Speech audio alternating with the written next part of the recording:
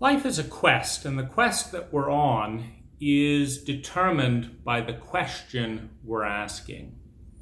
What quest are you on? To understand where you're going, examine the 5 or 3 most important repeating questions that you're asking yourself. And what this is setting up is a paradigm for measuring your progress on the quest in response to a question. The question, how much money do I have, is a quest for money. The question, what do they think of me, is a quest for validation and approval. The question, what will make me popular, is a quest for acceptance and belonging.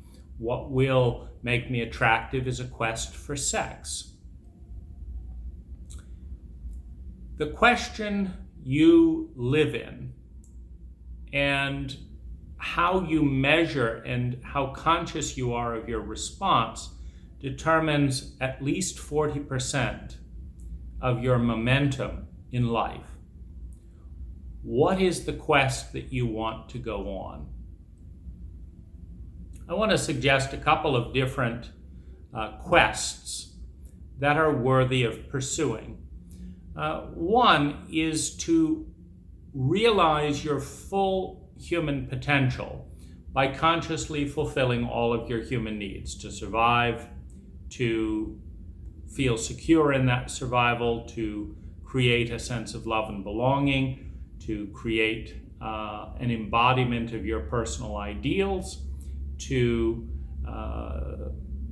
develop your personal talents, things you're both passionate about and that you're uniquely gifted in. And these are there whether or not the cult around you validates these particular talents.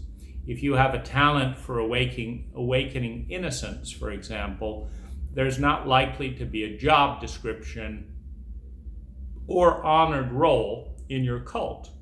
However, awakening innocence, which is the stem cell of the psyche, that enormous possibility field that can enthusiastically become just about anything, is an incredibly valuable skill and talent.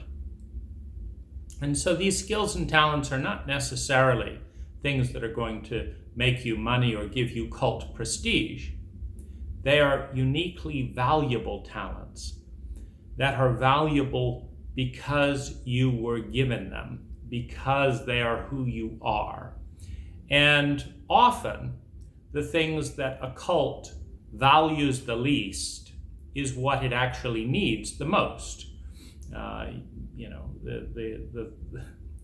The thing a friend who wants to drink most wants to avoid hearing, stop drinking or we're through, may be the thing they need to hear the most. And so cults are addictive just like anything else. They're addicted to the status quo. Your cult may be passionately in denial about valuing what you have to bring, but it is still your talent, your gift, and realizing that talent and that gift is part of meeting your human needs. Finding a way to bridge and connect that gift with the surrounding environment, the ecology, the culture, is also a need. And this will generate wealth. There's a process of developing the gift. Then there's a completely separate process of, now that I'm good at this, now that I know what my gift is, how the hell do I link this to a cult that wants nothing to do with it? Because fear-based cults are always afraid of change and the unknown. And it's very likely that your soul, who you really are, gave you the gift that was most needed, not the gift that was understood, not the gift that was wanted by the cult, which generally wants more and more of the same things to its detriment. We may think we want to just keep eating and eating, but that's what's killing us. We may think that we want to watch more and more media. That's what's numbing us. What we really need is often at odds with cult habits. Then moving on to the feeling of abundance, and finally transcending the limited self to be a part of something bigger than ourselves. These are our human needs. So the quest begins with a consciously disciplined question on a daily basis. How many of my human needs have I met today? And how do I rate myself in growing towards the fulfillment of meeting all my human needs? And when that is realized to a point of where you feel fairly masterful in that domain, and you have the next quest: how many people in my life am I touching in a way that helps them meet their human needs, to realize their potential?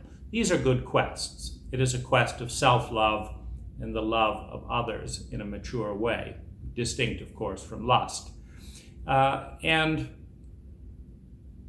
another quest is what location and what set of environmental variables, what people, what cultures, what location brings out the part in me that I want to be. Another quest can take you around the world, can take you to meet a variety of different people, can take you into loving relationships with a variety of different people, can lead you to explore different cultures and discover that I like the me who hangs out with these people in Japan. That's the best me that I've met. And that's a quest to discover the environment that evokes the best me. Now that can be a global location quest. It can also be within a given location. What person helps me be the person I most want to become? Another quest: how much am I challenging myself to grow and become my best self? What is my best self? So the ultimate quest is to ask and discover the ultimate question. What is the quest? What is the question that for you personally is the most intelligent quest, the most intelligent question to live in and live by of all the quests on the planet?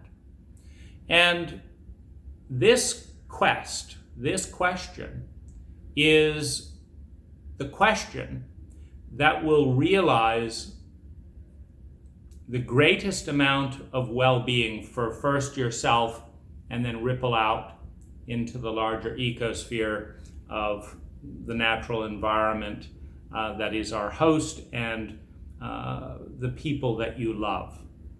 So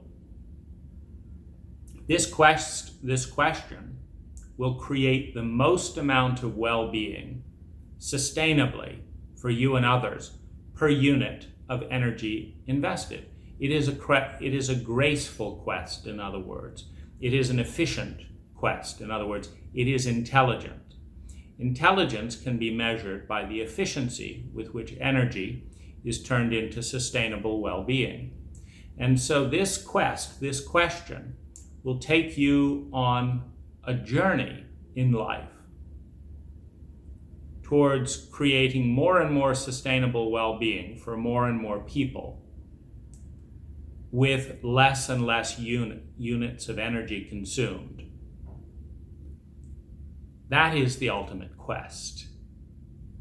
And your quest may be to discover the ultimate quest with all the joys and trials along the way. I thought it was this question, and maybe you have a nice quest like, what's on my bucket list?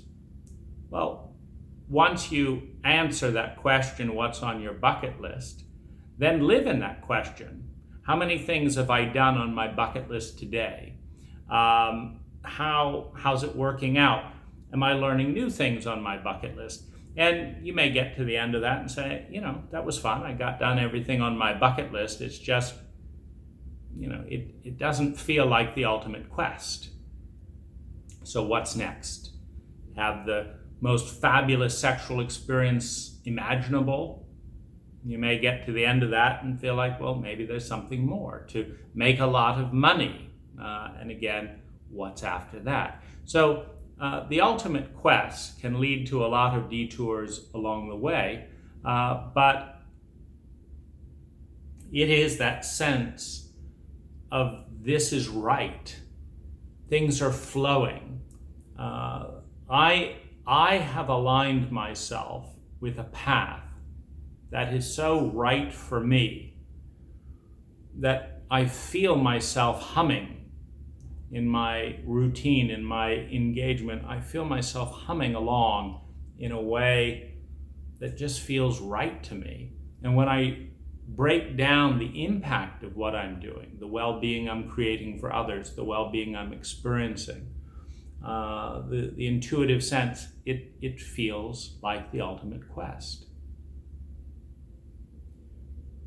The 13th rule for living is to consciously choose the quest that you're on by considering and carefully selecting the questions you ask and answer regularly, and take action to embody.